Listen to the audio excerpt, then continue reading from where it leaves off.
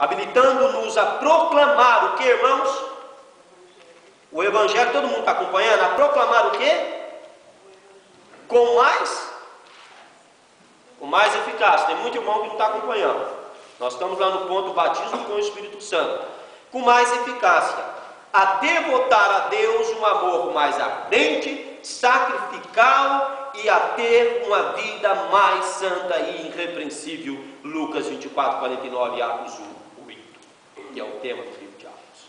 A evidência inicial e física do batismo com o Espírito Santo. O batismo com o Espírito Santo é evidenciado pelo falar noutras línguas. Pelo falar noutras línguas. Pode ter certeza, quem é batizado aqui com o Espírito Santo, o dia que Deus colocar você para pregar para um japonês, irmão, não tenha medo, porque não é você que vai abrir a boca e vai pregar para ele. O Espírito Santo abrirá a sua boca e colocará a língua, não é, japonesa na tua boca, e você vai pregar e ele vai crer, e ele vai ouvir. Quem crê, diga amém, irmão. Aleluia, aleluia. Noutras línguas. Nós somos acostumados a ouvir línguas. E, irmão Kepler, em 1 Coríntios, Paulo fala claramente que há línguas estranhas sim. Nós estamos acostumados a ouvir línguas estranhas na igreja, porém precisamos buscar a Deus por pessoas que possam interpretá-las, porque quem fala edifica a si mesmo. Do que adianta o irmão passar meia hora falando em língua, meia hora orando em língua, meia hora pregando em língua, se não houver alguém para interpretar? O apóstolo Paulo trata isso no capítulo 14 de 1 Coríntios. Nós precisamos estar ligados nessas coisas. Porém, irmãos, tem uma coisa: Deus pode colocar alguém com um dom. Peça a Deus o dom de interpretação e Ele pode te dar. E de repente, quando alguém começar a falar em língua, você vai poder interpretar estas línguas, porque às vezes Deus está falando, Deus está falando com a igreja, mas o irmão que fala, ele não é intérprete, então precisa de um intérprete. Agora, Deus também pode usar você, que é batizado com o Espírito Santo, pode me usar quando eu for batizado com o Espírito Santo, para falar até em russo. Nós temos testemunho, o irmão Nilson já contou um testemunho aqui, de uma velhinha que pregou para um japonês. Nós temos testemunho, acho que o pastor, não lembro se foi o pastor Jonas. Eu tenho testemunho, quando eu era menino, meu pai falava alemão bem, e uma irmã morena lá, que não sabia falar nenhuma palavra em alemão, começou a falar em línguas estranhas lá e falando tudo em alemão. E aí Deus deu para ele um intérprete em alemão, ele passou para a igreja tudo. Tá vendo? E ela era uma conhecida da igreja, sabia que não sabia falar. Ela falou em línguas, mas falou em alemão. Em alemão. E o pai do senhor falava em alemão e traduziu. Traduziu para a igreja. Tá vendo? Veja bem, alguém que não falava a língua. Pode falar isso. Pode acontecer sim, de houver uma coisa como aconteceu no Pentecoste, pode acontecer nos dias atuais, haver uma língua, mas não quer dizer que o batismo, a Bíblia fala que o batismo do alto, não, a língua é do céu, mas pode acontecer de Não, com certeza. acontecer aí uma manifestação humana. Justamente, eu não quis dizer, veja bem, eu não sei se os irmãos entenderam, eu creio que o pastor Jonas também não entendeu assim. Eu não quis dizer que necessariamente os irmãos que falam em língua estranha têm que falar em japonês, em francês. Eu quis dizer que o Espírito vai abrir a tua boca e vai colocar a língua, você nem vai perceber que está falando.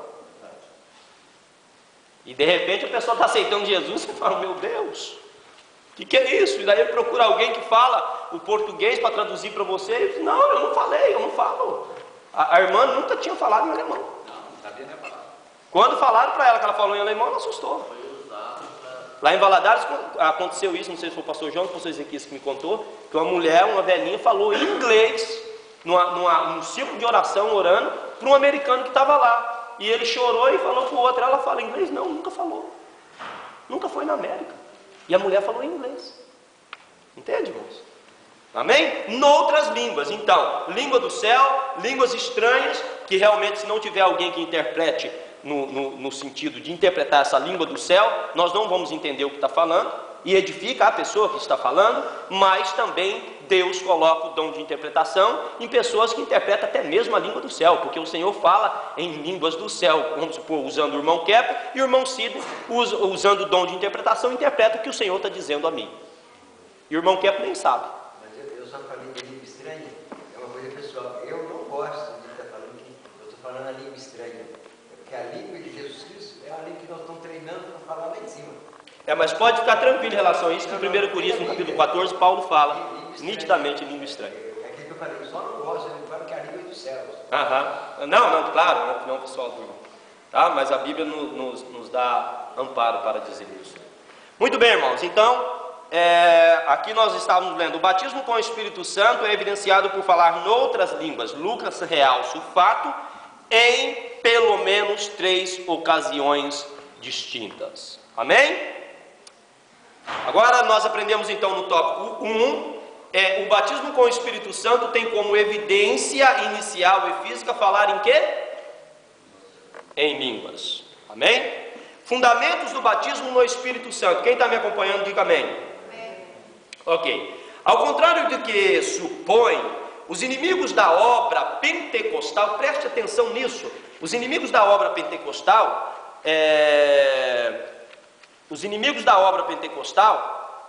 o batismo com o Espírito Santo não é uma prática destituída de doutrina. Acha-se assentada, é isso? Num forte e inomovível me ajuda, irmã Marta. Fundamento bíblico-teológico. Os escritores do Antigo e do Novo Testamento referem-se ao derramamento do Espírito Santo nestes últimos dias que começam no Pentecostes. Amém? Irmãos, numa certa ocasião, os irmãos sabem que Moisés estava cansado.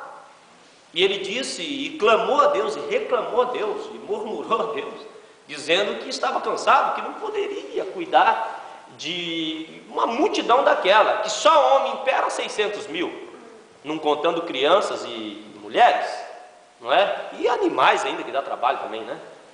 Então ele reclamou a Deus, e Deus falou assim, separa 70, jovens, né? 70 jovens? 70 anciões, homens com experiência, homens que já estão vivendo há um bom tempo, e eu vou tirar do Espírito que é sobre você, e também vou colocar neles, nesses 70. E daí o jovem Josué, que aparece pela primeira vez em Êxodo, eu penso, no capítulo 17, estava vendo todo aquele movimento, mas os homens estavam no arraial, não é? E 2 homens que estavam fora do arraial estavam profetizando. E Josué viu aquilo e falou, não, isso não pode, não é? E Josué disse, Senhor, não vai tomar providência disso? Estão profetizando lá. E Moisés disse o que a Josué? Quem lembra? Eles estavam sobre... Quem dera se todos profetizassem. Ele foi mandado por Deus. Veja bem, o Espírito Santo estava agindo na vida de Moisés e na vida de 70 mais, porém não era para todo o povo. Os irmãos estão entendendo? Eles estavam vivendo na dispensação da lei, estava fora da dispensação da graça. Na dispensação da graça que nós estamos vivendo, o Espírito Santo é para todos ou só para 70? É para todos. Irmãos, veja como Deus está nos tratando. Pedro, na primeira pregação, ele disse, essa promessa diz respeito aos vossos pais, avós, vossos pais, e todos quantos hão de aceitar. Está vendo? Olha só o que Deus preparou para nós, gentios. Rapaz, é coisa tremenda, né, pastor João? O Pentecostes foi o início, né? Coisa tremenda. Então, o Espírito Santo era limitado a um determinado número de pessoas ou determinadas pessoas que Deus queria usar com mais intensidade para conduzir as coisas espirituais na terra, no Antigo Testamento, na dispensação da lei. Na dispensação da graça, ele desceu do alto. Os 120 que estavam ali, não é? Foram o quê? foram cheios do Espírito, e todos quantos creem também são cheios do Espírito. E todos nós vivemos na dispensação da graça, incluídos dentro do Pentecostes, recebemos o Espírito Santo, porém temos que buscar o batismo no Espírito Santo, que é a evidência. Uma coisa